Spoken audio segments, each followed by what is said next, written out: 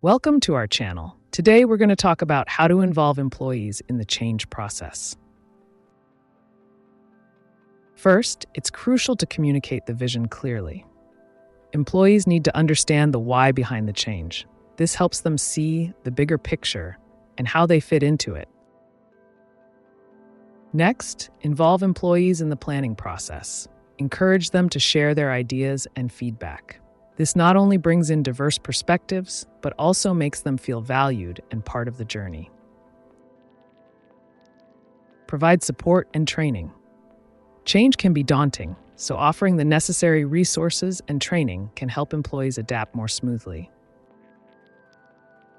Celebrate small wins. Recognizing and celebrating progress keeps morale high and motivates employees to continue working towards the change. Finally, create a feedback loop. Regularly check in with employees to gather their feedback and make adjustments as needed. This ensures the change process is dynamic and responsive.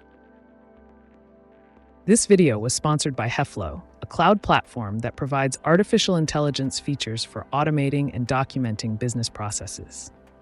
Thank you for watching. Don't forget to subscribe to our channel for more videos about management.